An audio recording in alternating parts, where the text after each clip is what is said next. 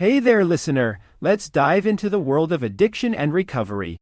You might be wondering, what's the best way to avoid addiction in the first place? Well, the answer is simple: never use a substance in the first place. It's a straightforward approach, but one that can save you from a world of trouble down the line. Now, you might be thinking, but what if I have a family history of addiction? That's a great question. Genetic predispositions can indeed increase your risk of addiction, but here's the thing: they're not destiny. Just because your parents or grandparents struggled with addiction doesn't mean you're doomed to follow in their footsteps. In fact, asking about your family history of problem drinking can actually give you valuable insight into your personal risk. And did you know that the strongest genetic link is from father to son? It's influenced by cultural factors, but it's an important thing to be aware of. Now, let's talk about the risks of drinking. You might have heard that moderate drinking is okay.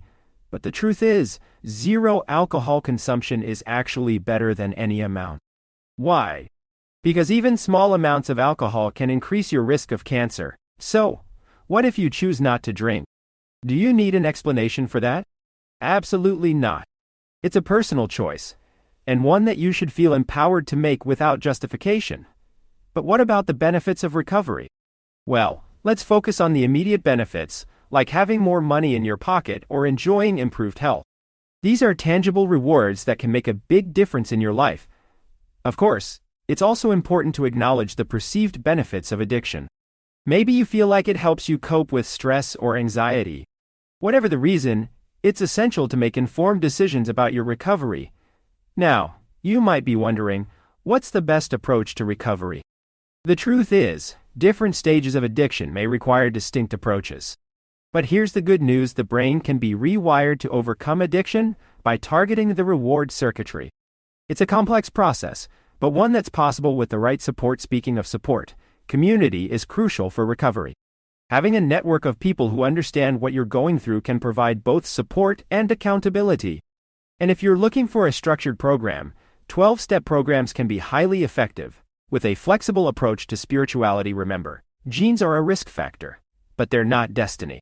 You have the power to break the chain of addiction and create a new path for yourself. And recovery is often multifaceted. People can change in numerous ways for various reasons. Finally, let's talk about the dangers of unknown substances. Never take something that you're not sure about, especially with the risks of fentanyl on the rise. It's just not worth it. So, what's the takeaway from all of this? Make informed choices, and you'll never become addicted to something you choose not to use. It's a simple yet powerful message, and one that we hope will stay with you long after this episode is over. Thanks for tuning in, and we'll catch you in the next one. Check out Profile for podcast summaries.